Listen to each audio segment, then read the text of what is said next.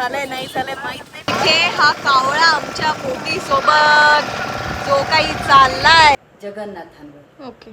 आणि त्यामुळे ते त्या एखादा व्हिडिओ चालू असतो, आपण छान शूट करत असतो. चला चला. लाल लाल कलरची नाही इशू बद्दल काय आहे, आपण कुर्ता बद्दल बोलू.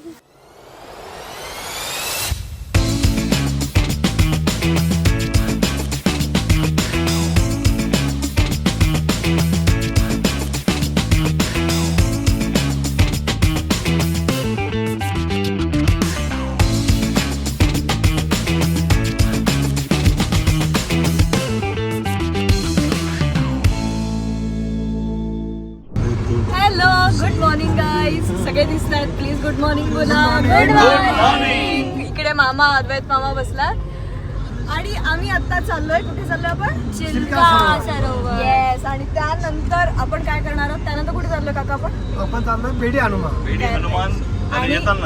आणि संध्याकाळी येताना चिल्का सरोवरावरून आम्ही बेडी हनुमानला जाणार आहोत. And then market is mandatory. Oh my God. आम्ही काल पण ऍक्च्युली शॉपिंग केली आहे. शूट केलंच का त्याचं? हो केलं. सो आजचा हा प्लॅन आहे. आणि अजून एक गोष्ट म्हणजे की बेडी हनुमानची एक गोष्ट आहे. त्याच्या मागे त्याला बेडी हनुमान का म्हटलं जातं याची एक सुंदर गोष्ट आहे. आणि जी गोष्ट आत्तीने आमच्या जगन्नाथपुरीच्या ग्रुपवर टाकली होती आणि ती इतकी सुंदर गोष्ट आहे की ती गोष्ट मी आधीला नाही सांगत. आपण हवं तर आत्तीकडून ऐकूया. पण जेव्हा आपण त्या स्पॉटवर जाणार आहोत आणि तिथे आपण जे काही शूट करू तेव्हा आपण ऐकू. Bye bye. सगळे बाय बाय करा. Bye bye.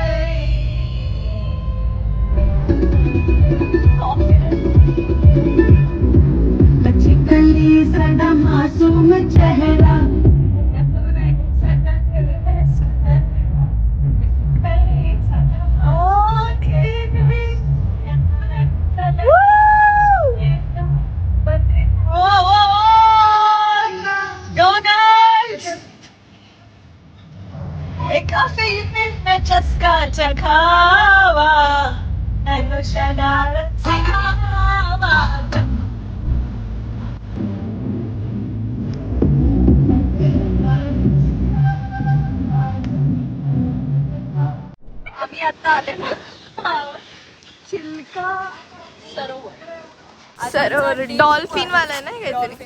राईट. आणि बऱ्याच गोष्टी आहेत ह्याच्यामध्ये. आता बहुतेक काका तिकडे सगळं मॅन्युअल वाचतोय काय काय आहे. आणि तो जस्ट एन्जॉय.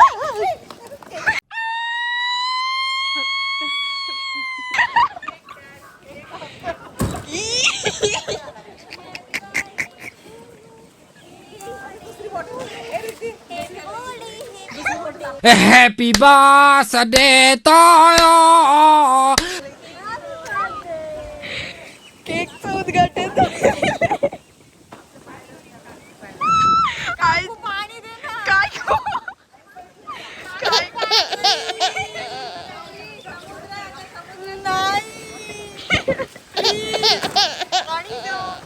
केक कापलेला आहे.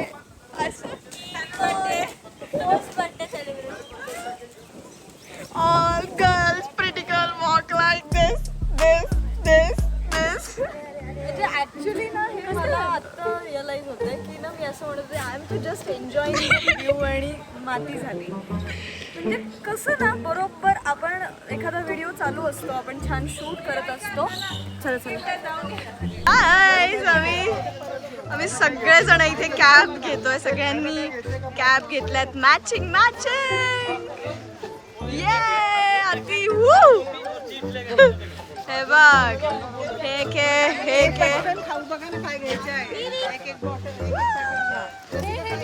नाईस. O my God. सगळे टोप्यांवाले कुलकर्णी आहेत. नाही सगळ्यांनी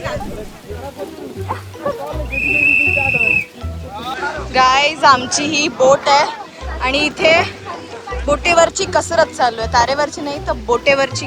बोटे काय बोलतेय मी? बोटीवरची कसरत. बोटीवरची कसरत मला पण. वाह दीदी वाह दीदी. ए मी चालले पुढे. मी मध्ये बसू शकतो. Hi guys. उडाली टॉपिक. लावते. Wow, mama! Yeah, guys! Ready? Woo! चलो.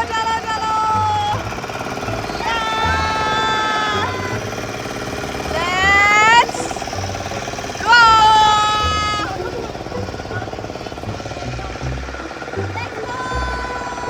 मजा आ रहा है guys. Yes, बहुत मजा आ रहा है. देखो आप नीचे देख सकते हैं कितना पानी है और डीप है ये. हमें डॉल्फिन देखने जाना है. हमें डॉल्फिन देखनी है. क्या बोला तूने? और मोती भी लेना है. किसके मोती? अरे इथे ऑयस्टर मधनं काढून देतो. हो का? हो, म्हणजे आपल्या समोर ते ना ऑयस्टर मधनं काढून मोती देतात. ओह, आई सी. और हम यहाँ पे अभी हम क्या बोलते हैं, हम डॉल्फिन देखने वाले guys. We are so excited. मजा आ रहा है. इथे हा कावळा आमच्या बोटी सोबत जो काही चाललाय आणि तिने घाबरून की तुम्ही बाई घाबरून. आणि दादा तरी खायचं सोडायचं नाही.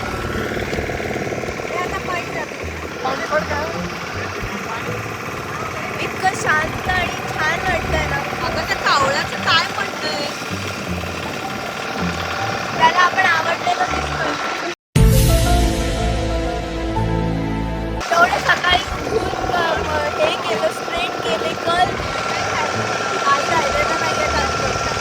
असं येते, काकर,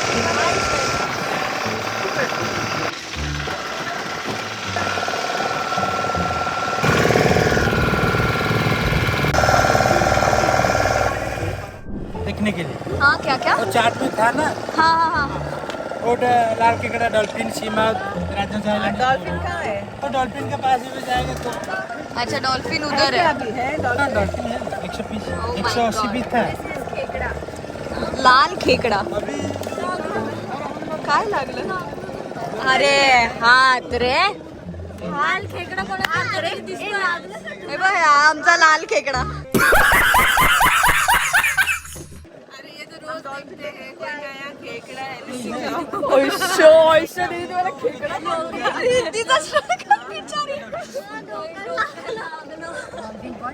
Oh my God, this is so dangerous. प्रश्न विचारा समोर. सर सुनिए आप लोग. इसमें होता है तुलनागत मांस को दबाने से कठिनाई महसूस होती है तो पता चलता है इसके अंदर कुछ है.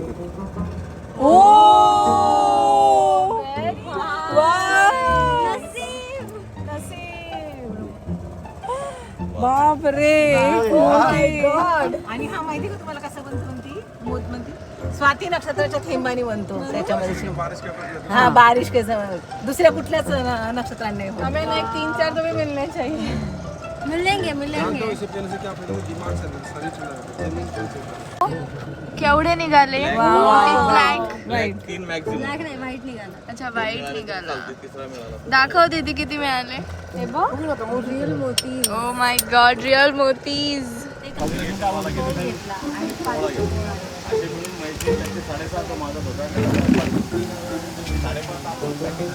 Weather is weathering. And Maggie is mandatory. Ishu Maggi is mandatory ना? Yes. Maggi is mandatory. Maggi शिवाय जमत नाही. बाहेर आल्यावरच मॅगी खाणं होतं. घरी नाही होत. Our Maggi is here. दीदी टेस्ट करून सांग. फर्स्ट टाइम बाहेरची मॅगी खाते. नाही खात? मी खाते फर्स्ट टाइम बाहेरची नाही खाते. नाईस. Very nice. तिखट स्पायसी नाही म्हणजे हा छान आहे पण. छान आहे ना? येस. आम्ही इथे सगळे बसलो आहेत. दुपारची वेळ झाली आहे आणि आता मॅगी खाऊन नंतर भेटू तुम्हाला. लाल लाल कलरची नाही इशू बद्दल काय आहे? आपण कुर्ता बद्दल बोलू. लाल लाल कलरचा कुर्ता इशूचा कुर्ता लाल, कुर्तीचा कलर लाल. अच्छा इशूचा लाल कलरचा कुर्ता, कुर्त्याचा कलर लाल, इशूने घातलाय तो कुर्ता.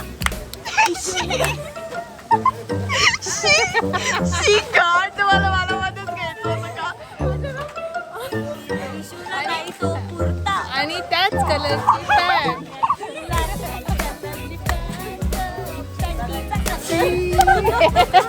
शी मी नाही टाकणार आहे ब्लॉग मध्ये.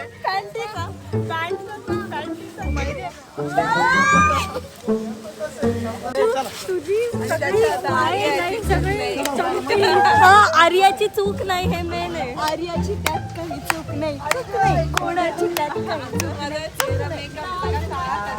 बिचारी ग कुर्ता फाटला. तिच्या विषयी एवढं कौतुक चाललंय रसिका हो, तिचा चेहरा बघू. लाल लाल कलरचा कुर्ता, इशूचा कुर्ता लाल. पब्लिक मध्ये आता इशू लाल कलर घालायची नाही तो. चॉकलेटी चॉकलेटी लाल लाल कलर. अगं नाहीच आहे ती. ईश्वरी इथे उभी राहू नकोस, मर्ज होतीयस. लाल वेगळा लाल आहे त्या मुलाच्या अंगावरचा लाल. मी नाही ते दाखवणार. लाल नाहीये रेड आहे. गाडीचा कलर लाल आहे. मी आता आलोय बेडी हनुमान. हे भुवनेश्वर किती क्यूट आहे बघ.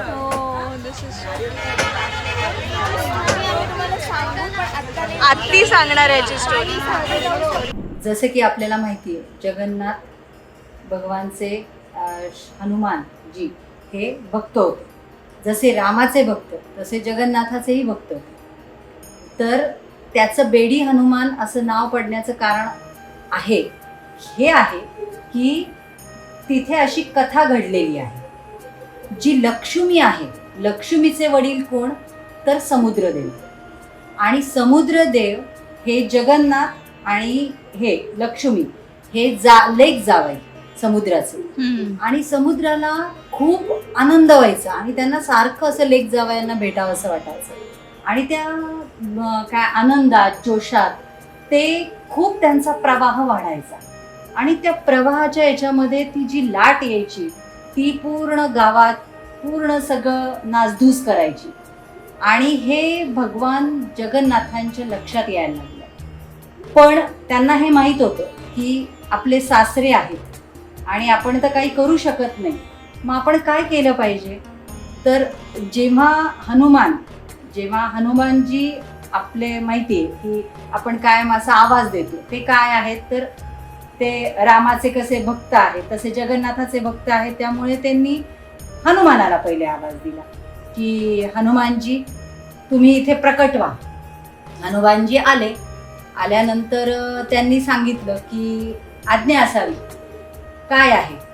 तर समुद्र त्यांनी सांगितलं की असं असं आहे आणि माझे सासरे आहेत आणि आपण ह्या सगळ्या काही गोष्टी ज्या काही माझ्यामुळे होतात. मी कोण आहे तर मी यांचं सगळ्यांचं रक्षण करणार आहे. पण काय होतंय की मी इथं असतानाही इथे या प्रवाहामुळे लोकांचं नुकसान होतं. घरदारं नाहीशी होत आहेत, प्रवाह येतोय, या सगळ्याची नासधूस होती. तर काय करायला पाहिजे तर तुम्ही मला काहीतरी इथे मार्ग दाखवा. तर बेडी हनुमान म्हणाले आज्ञा असावी. काही नाही. मग हनुमानजी तिथेच थांबले तर त्यांना सांगण्यात आलं की तुम्ही इथे थांबायचं या समुद्रात. आणि इथे मी तुम्हाला इथे तुमचं काम काय तर समुद्राच्या लाटा पुढे नाही गेल्या पाहिजे. तुम्ही इथेच थांबवायचे या सगळ्या गोष्टीला. आणि या सगळ्या गोष्टींमुळे हनुमानजी म्हणाले ठीक आहे मी हे करायला तयार आहे. आणि जेव्हा हनुमानजी तिथे थांबले तेव्हा हनुमानजींना भगवंताची खूप आस होती. त्यामुळे त्यांना आरती प्रसाद ह्याच्याकडे त्यांचं खूप अट्रॅक्शन होतं की त्यांना ते खूप आवडायचं. नाही भगवंताची आरती सुरू झाली ना की ते तिकडे पळत जायचे. आणि असं करत ते एक दिवस तिकडे गेले. ते जेव्हा गेले तेव्हा दुसऱ्या सेकंदाला परत लाट आली हे भगवंताच्या लक्षात आलं. मग भगवंतांनी हनुमंतांना विचारलं की मी तुम्हाला इथे कशासाठी आणलेलं आहे किंवा सांगितलंय की इथं तुम्ही थांबा. असं. तर तेव्हा हनुमानजी म्हणाले काय माझं चुकलं, पण आता तुम्ही असं म्हणताल तर मी तुमचा इतका म्हणजे प्रेम करतो मी तुमच्यावर की मी तुमचा तो लाडूचा प्रसाद आणि मी तुमची आरती ऐकल्याशिवाय नंतर तुमचे टाळ मृदुंग हे सगळ्याच त्याच्यात मी मोहित होतो आणि त्यामुळे मी तिथे जाऊ थांबू इच्छितो. शकत नाही. हा, आणि मग मी थांबू शकत नाही.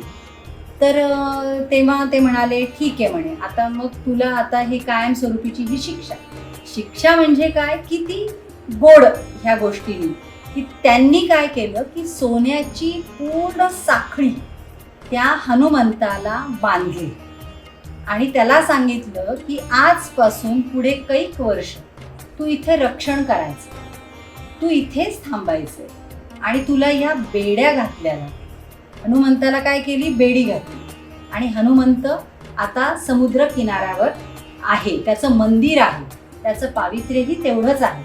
आणि त्यांनी सांगितलं ही गोष्ट की तू इथे जोपर्यंत आहे तोपर्यंत ह्या समुद्राच्या लाटा कधीही पुढे जाणार नाही.